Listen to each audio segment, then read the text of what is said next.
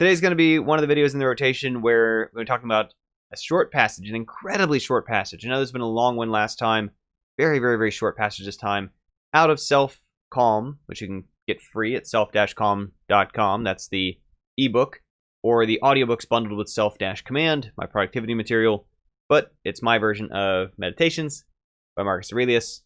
And when I say my version, there's different things that means depending on where we're at in the text. And today's example is chosen specifically because it's a case where I sort of added something in a way that I'm not afraid to do in there, and I explained clearly in the introductions, part of why I didn't necessarily call it Meditations. I don't want anyone treating this as a canonical version of this classic, traditionally, very literally translated text, because there's parts where I'm trying to make it more understandable. I'm also trying to make it more interesting, more modern, and I'm not worried about adding some points kind of my own in there, over here and there, where it at least is not completely contradictory to things necessarily elsewhere in the content, but fundamentally it's public domain. It's just a pile of text, a pile of ideas, which was kind of the track I mainly stayed on. So let's get right to the example today. I'm going to read you the passage from Farquhar Harson's translation, a traditional classic translation. Then I'll read you the one from my version of the text, Self-Calm, compare and discuss kind of the difference there, and there's clearly a different point being made. It still begins from the same premise. Here we go. This is 8:24, that traditionally is referred to as Book 8, Chapter 24. I find that ludicrous. The chapters are like sometimes a sentence.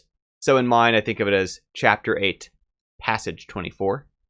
Old Farquhar Harson translation: as your bath appears to your senses, soap, sweat, dirt, greasy water, all disgusting, so is every piece of life and every object. Ooh, that's bleak, isn't it? And, you know, this is something pretty consistent in the things that are said in here. It's often not necessarily always happy stuff. But if we look at the translator notes from Martin Hammond, these are not public domain. I just figure I'll read a sentence from it. Probably seems fine. 8:24.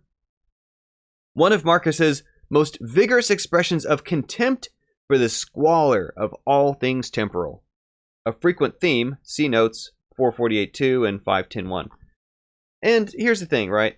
There's a lot of repetition in this text. It's notes to self generated over about a 20-year span of time, so a lot of the same things get said a lot of times. And I kind of felt like, you know what, maybe you've kind of got beaten up enough times by other versions of saying how nasty the universe is that we exist in.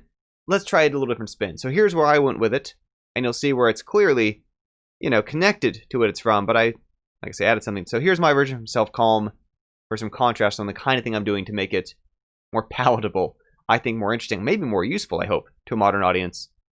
My version of 8:24 from Self-Calm: picture your bathwater at its worst. Oily, sweaty, and dirty.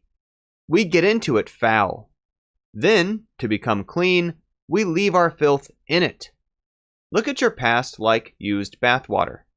It looks disgusting. That filth is what washed off.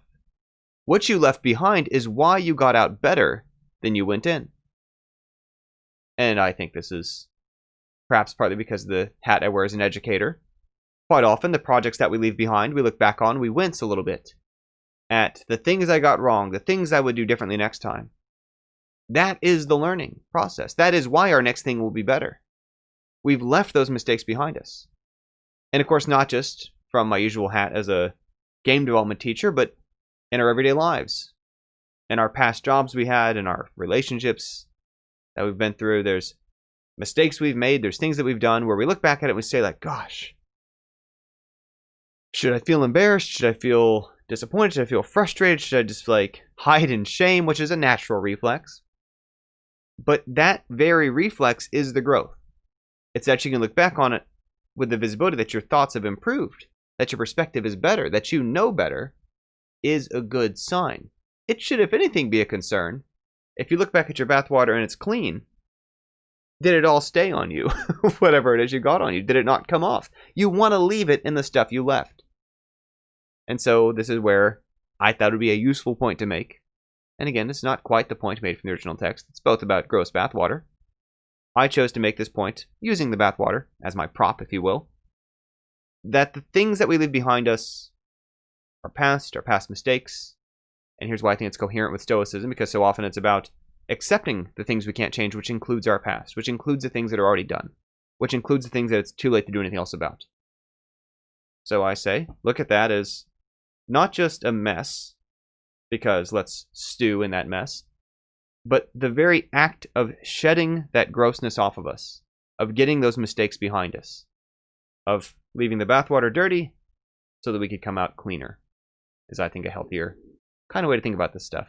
That's still coherent with this overall Stoic idea of, again, the past being the past, and a part of the greater set of things, which it is ultimately in many ways unproductive to think about beyond the degree to which it helps inform our current decisions about our obviously we can learn from it for the future, but as far as a matter of regret, as far as a matter of wishing it had been different, I think helps free up our attention on what we can do now and might still be informed by, but it's about leaving those things behind and seeing that grossness as a sign of the progress. So that's it for the day. Short video, short passage, 8:24. Heard Farquhar Harson's original version, heard my version, heard actually Martin Hammond's thoughts from his translator notes. And yeah, if you want the whole text, it's free. self-calm.com. If you want the audiobook, it's bundled with self-command. That's it for the day. See you next time.